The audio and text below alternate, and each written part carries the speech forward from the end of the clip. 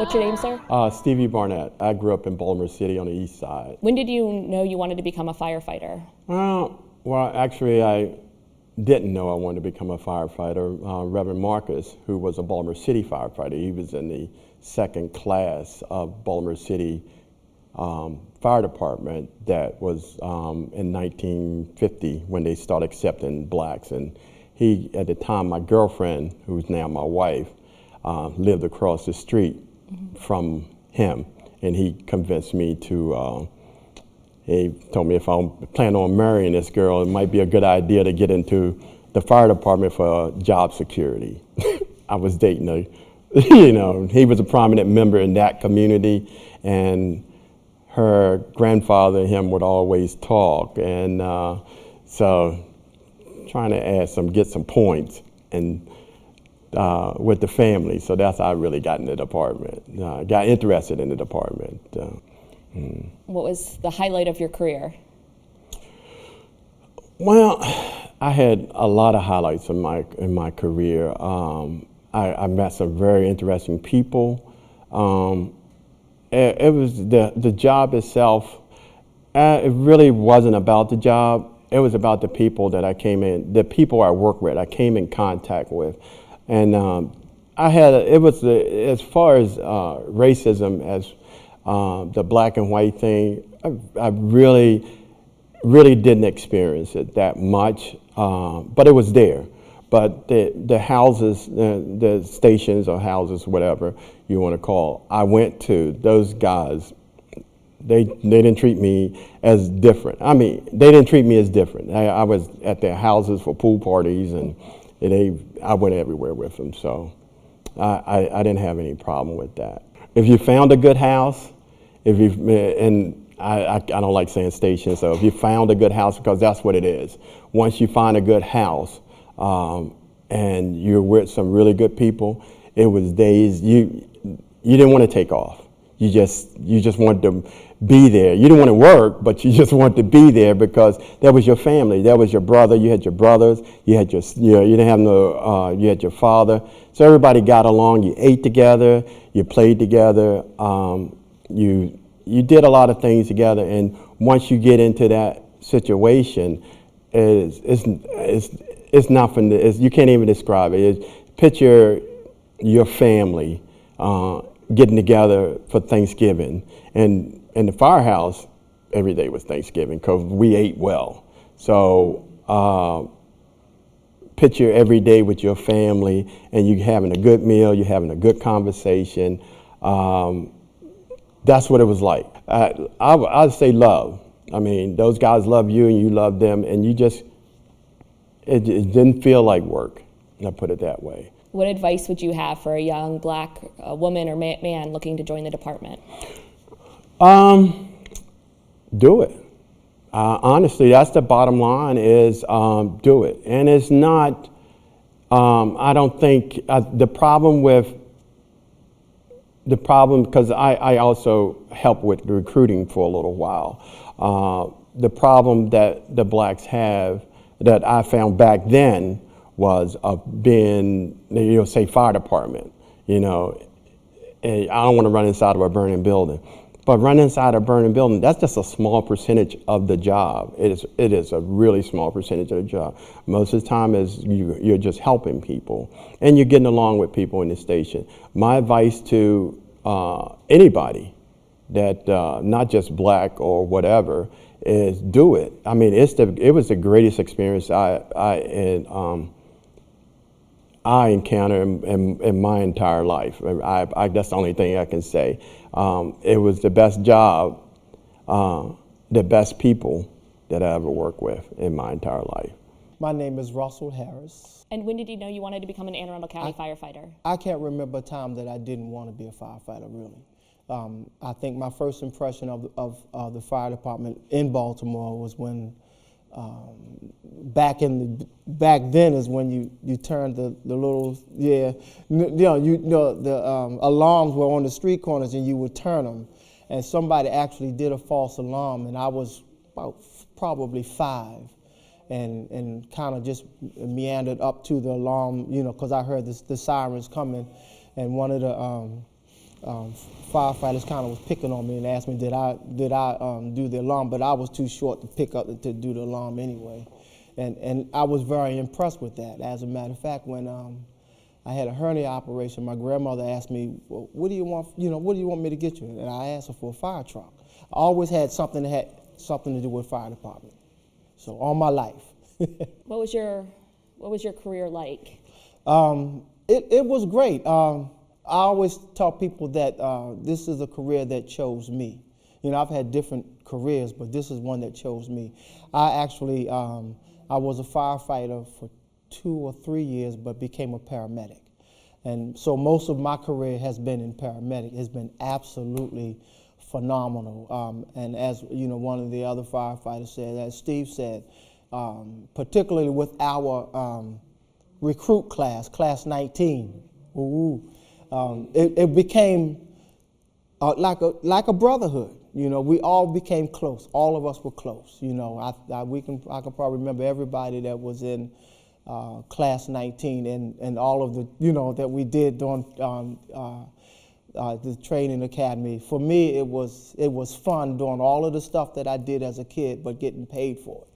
Really enjoyed it, climbing buildings and watching Steve slam into buildings and things like that, and and laughing, you know, at one another, and that's we kept that, we stayed with that throughout our career, and even up until this present day. What was your favorite part of the brotherhood and sisterhood at the stations, at the firehouse? The camaraderie. Even at the firehouse, I think the best time in the firehouse is coffee in the morning. It was protocol, you know, and usually the first person comes in makes the coffee. You make 1 pot of decaf and 1 pot of caffeinated, and then we sit around the coffee table and we talk about everything. We disagree on stuff, and we scream and we holler, we jump up and down, we laugh, and that's around the coffee table, and you know, and that's before we do our housework. But you know, just the whole, as it was said, that it was more like a family, you know, particularly when you're at a station that you've been for a long time. You know, we became family. I retired actually from Arnold, from Station 17, and it was like I said, it was a family, and we all, even when we had our differences, the one thing that's always stuck out to me, we could have a knockdown, drag out argument around the coffee table, and you know, disagree on politics or whatever. As soon as that bell rang, and as soon as we get on the call, we totally forget about that, and our focus is now on the call. You know, and I noticed that at just about every call.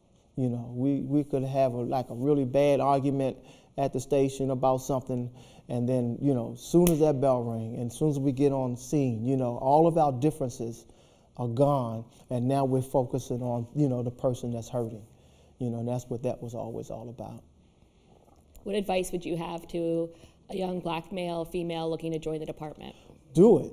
Just do it. But you need to, particularly today, you need to prepare for it. And I think a lot of times some people may come into this and not prepare, particularly now that you got to do the physical agilities and all that kind of stuff. Find a fitness trainer, whatever you need to do. But you know, it is for me. I think it was a great job. If I had it all over to do over again, yes, absolutely, I would have maybe do some things different. The opportunity is there for them. The one thing about the fire department, if you got the intelligence, you can move up. And even now, it's very diverse, very diverse. You know, everyone has the opportunity to move up in the department. If you could do it all over again, would you do it? Absolutely, absolutely, without a doubt. You know, this is the job, like I said, that chose me. You know, so yeah, yes. I wouldn't trade any of my experiences for nothing in the world. I lived in the county for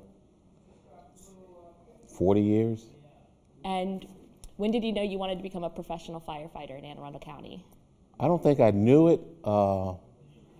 It was proposed to me 30-some years ago by a community leader in Pumphrey, Reverend Marcus and Mr. Phil Marna, a couple other gentlemen. They were, Reverend Marcus was a retired Baltimore City firefighter, and he thought it was a wise idea to get some people out in the community into the fire department. So we've heard Reverend Marcus's name a couple times today. It seems that he was a real leader of the community. Real leader of the community. He just lived in the community, very nice gentleman, wonderful, wonderful person.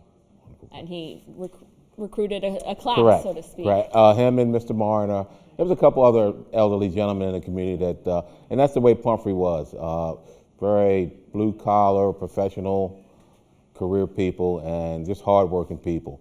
And they just looked out for the whole community. What was your favorite part about being a firefighter in Anne Arundel County? My favorite part would probably be just the relationships that you get to meet people, lifelong relationships that you maintain with people. Just a wonderful experience, wonderful experience. What advice would you have for somebody looking to join the department? Just do it. It's just so rewarding once you get in a department, find your right groove. Once you find that groove, it's just nothing like it, nothing like it. What are some of your favorite memories of your career? Believe it or not, I mean, it's not like you pull people out of burning buildings, and it's just all the day-to-day stuff you go through. You may be on a call that could be an automobile accident that you made a difference in, just a sick person that you actually made a difference in. It's not all the glory that you see on TV, but it's just a steady pace of just going out and helping people. Would you do it all over again, given Definitely, the opportunity? definitely. No hesitation. I would certainly sign up and do it again. Eric Jones. And where did you grow up? I grew up in Pumphrey. And how old were you when you knew you wanted to be a firefighter? I always knew I wanted to be a firefighter. I just didn't know how to become a firefighter. And what led you on your journey to become an Anne Arundel County firefighter? I actually lived behind Anne Arundel County firefighter, Mr. Kevin Hammock, his son Kendall Hammock, and he was my basketball coach for a long time, and went to church with a few guys, and was given the opportunity to become one and applied just blindly, and didn't get in my first time, but it prepared me to know what I needed to do for when it opened up again. Fantastic. How long have you been a firefighter? I'm going on my first year. Congratulations. Yep, 10 days. What's your favorite part thus far in your career? Just the family part. I know guys touched on it already, but I never prepared myself for or knew about how tight-knit everything was in the fire department. I came in my first day and was accepted with open arms, and it's just different. It's rewarding to walk in or wake up every morning and know, like, this is work. I love it. Everyone jokes and plays, and like they say, coffee time, and in the morning you wake up and everyone's sitting around the table, and me as a rookie, my job is I empty the dish rack, I make the coffee, and make sure everybody's sitting down, and then I take the last seat. Getting in the realm of everything is amazing. It's different to see like how everyone from different ethnicities and different backgrounds just come together as one, and you can sit and actually call yourself a family. What advice would you have to somebody else that's looking to join the department? Do it. Educate yourself and talk to people and understand what you're really getting yourself into, because if you don't know, you're either going to do really good or you're going to do really bad. And I've been accepted where I'm at right now, and I couldn't be more happy. Other than that, I would just say, just do it. Just don't give up. Serving the community, the county that you grew up, what's that like for you? It's amazing. I've never had a job where I wake up and I'm excited to go to work. It's never been a day I woke up and said, I got to go to work today. I wake up every morning and I'm excited to get up. I'm there hour and a half early, hour early, every morning. That's where I want to be. I love it. How do you hope we continue to honor the legacy of the Pumphrey community and the firefighters that came before you, and hopefully the firefighters that come after you? Well, myself, I'm trying to honor that legacy, being one of the firefighters that come from Pumphrey. The minute I say I live in Pumphrey, I'm from Pumphrey, all of the older guys, their eyes light up. Do you know this person? Do you know that person? And it's all great things, everything. I've never heard one thing bad about the legacy of Pumphrey. And it's some big shoes I got to fill, and I hope by the end of my career I can be in that great legacy of what they've done in the community. Anything else that you want your fellow Anne Arundel County citizens to know? Thank you for allowing me to serve you, and I wouldn't give it up for the world. I've never came from like the firefighter background and never knew what it was about, and it's amazing. I remember my first shift, we're doing inspections, and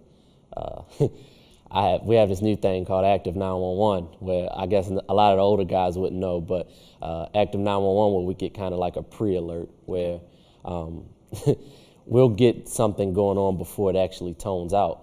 And I remember walking through, doing my inspections, and getting a pre-alert and looking around like, we got a fire. My first call, first shift within the first hour. And we're walking, everyone's walking, we look around, and it's like, why are you walking? So we get to run into the rig, and adrenaline's pumping, throw my gear on, and it was great. It was like the best feeling in my life, like one of the best. I'll never forget that moment. And just talking about it after all of us coming together and all the high fives, and just, I've made a lot of great moments in a short amount of time. Met a lot of new people from different backgrounds, different ethnicities, and I'm truly in a great family. I know for the rest of my life, the rest of my career, that these guys are gonna come to my defense, back me when I'm down, and if I'm ever depressed, they're right beside me, ready to talk. And that's awesome. It's something that I would never give up for the world.